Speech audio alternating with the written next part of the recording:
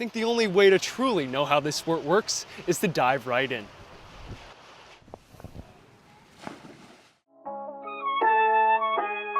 I may be upside down here at Open Aerial Yoga in Huntington Beach, but the founder of this studio is changing lives and getting minds right side up. Let's check it out. The two teams tacked on 2 more runs each, but with the Dodgers still down by 1, there was only one man to call to the plate. Shohei says, "See you later," for his second of the night and a tied ball game in the 7th at Dodger Stadium. Now let's transition from the biggest series in the men's game to exciting news in the women's. And no, I'm not talking about softball. The Women's Professional Baseball League will soon be at your doorstep in 2026. Chapman Homecoming is a time for family, friendship, and of course, some football. But here at Chapman Crafted, it's a time to bring the community together and for business to boom. Lauren Turner and Ashlyn Gwynn were riding electric scooters on their way to a men's soccer game right here at Titan Stadium when they were hit and critically injured by a box truck in late September. The pair not wearing helmets when it happened. Turner passed away at the age of 19 last week. Now, for Titans head coach Damian Brown, he heads into yet another offseason. However, this time with a new mission top of mind. Sometimes we think our own lives get chaotic, but for NBC's Mike Tirico, he's about to embark on a whirlwind of a sports adventure. I got to sit down with the man behind the mic on how he's preparing for his frenetic February. Matty Taro back the other way. Titans still looking for their first win of the season, would be the first in the John Bonner era after 8 years of Jeff Harada at the helm of this program. Christina Jones back to the cup, back to another bucket, 14 on the night as she continues to tack on to her season high. Christina Jones having her breakout party here on a D1 level with by far her best game since becoming a member of the Cal State Fullerton Titans. Picks up her first foul of the game, had 4 rebounds, 2 steals in that first half. You mentioned it in the keys to the game, wreaking havoc. She was the definition of that in that first 20 minutes.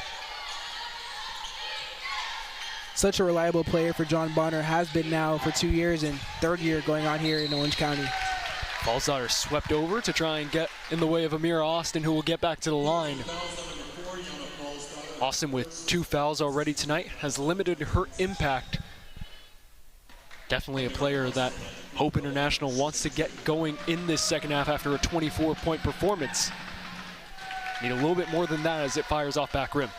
As we saw in that replay there, the Titans continue to try to front the bigs in the paint, so that's going to force the guard to come backside help, and Fallsdaughter guys are just a little bit late. Going to lead to a lot of trouble throughout the season if they can't get those steals on the entry pass into the paint.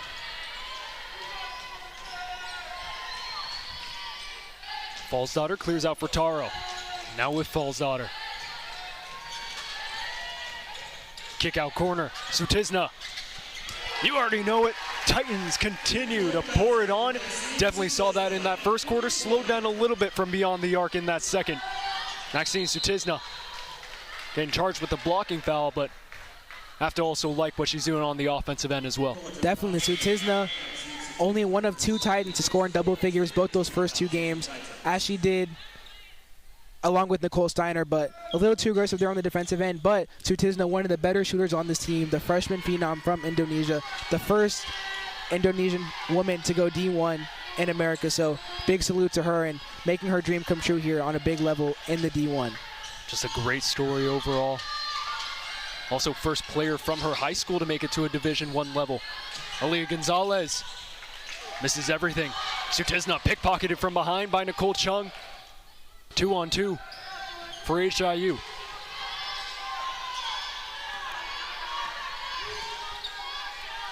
Javier. Nicole Steiner picked it out of midair, read it the whole way as they tried to find Amira Austin down on the block. And Steiner did a great job that time, fronting a lot of aggression there on the defense, but referees didn't call it, able to get that steal. We'll see if they call that as the game goes on in the paint. Sutisna left alone. Bingo! Titans continue to pour it on. It's a 26-point lead. Matty Taro into the passing lanes, crashes into the referee. Nothing short of extraordinary from the Titans to begin this third quarter, picking up right where they left off from that first half. Coach Bonner putting his players in the position where they can best succeed, putting one of his best shooters, Maxine Sutizna, getting her 2 easy open threes. She's able to cash both of them, moving to now 5 for 9, over 50% from 3 on the season. Going to look for her to be shooting more of those as this game goes on and throughout the season.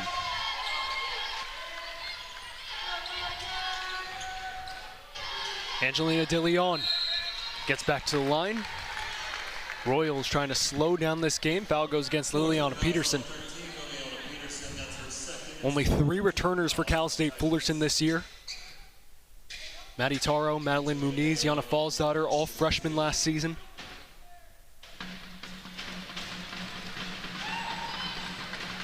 And very interesting, that is 3 freshmen kind of, even though there are players now that are older than them grade-wise, 3 freshmen kind of becoming the leaders of how things work at Cal State Fullerton. Very cool for them to kind of have to step into that leader role as only sophomores. De Leon rattles in the second, her first point of the night. Has been immense on the defensive end with 3 steals already.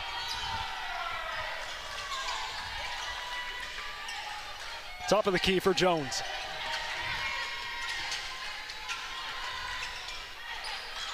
Peterson, dump inside. Jones back to work. Jones back to business. Titans have 50 on the board. Christina Jones, 16 here in the third.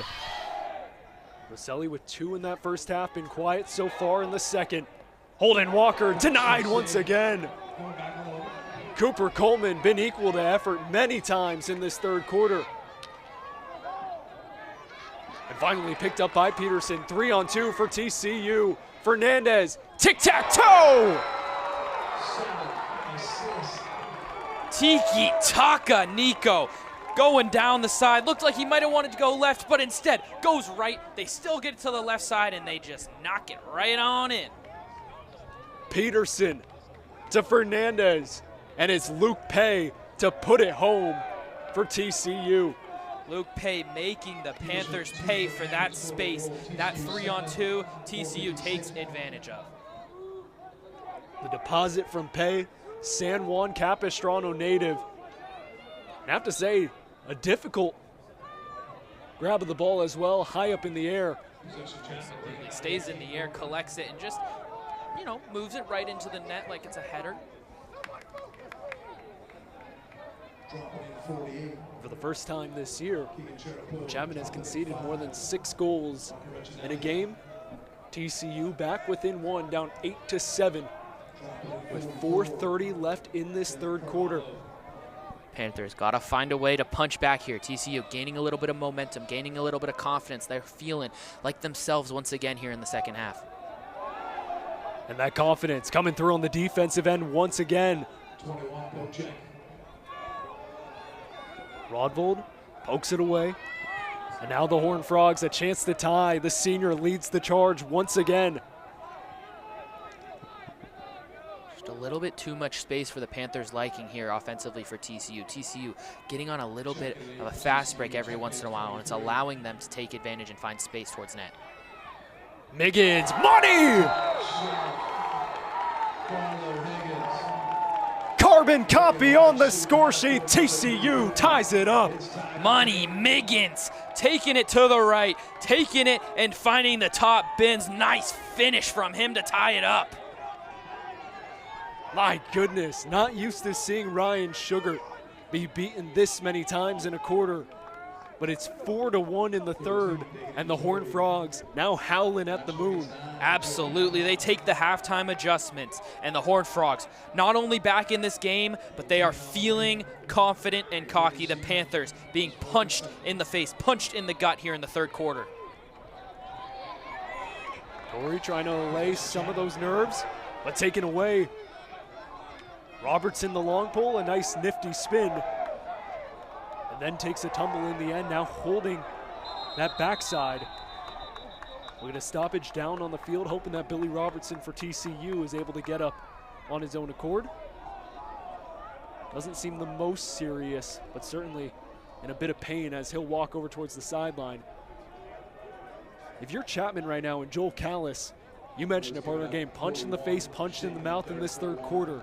3:35 left. What are you looking for heading into the final? Well, I think you just got to get to the fourth quarter here at all possible. You got to be able to relay a message to your guys to make sure that they know that they are the better team out here. Make sure that they believe that. Make sure that they, feel confident in themselves, because at this point, you cannot let heads go down. And sometimes that happens when you've been punched in the face a little bit. We saw these Panthers several times last season. They had the lead at halftime, unable to come away with those key victories down the stretch. Losing some of the mental battles, we saw it start to affect some of that team morale. And as we mentioned in the open, 2-6 in games decided by 2 or fewer goals. Seems like we're on that trajectory here tonight. Absolutely does, and the bench just a little bit too quiet for liking here. Biggins with that masterpiece of a goal, triple teamed and taken away. School in the scrapyard. The reverse nearly put TCU in front. Second time that we've seen Ryder Peterson go for style points, and it does not work out. Absolutely going for style points. Got to see one of those. It feels like fall at some point today, Nico. Not there, though, but TCU, they just seem like they're putting in a little bit more work than the Panthers are, getting ground balls, getting faceoffs, and it's leading them to be able to get back into this game at 8-8 now. Fernandez flips it out for Leahy. Leahy carves inside. TCU in front.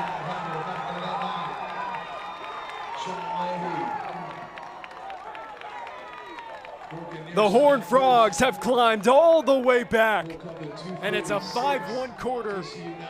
Texas Christian up 9-8. Even with the NHL season starting, I left the ice and submerged myself beneath the surface for a hockey that's making some new waves. Hold your breath, hold on for the ride, and let's dive right in.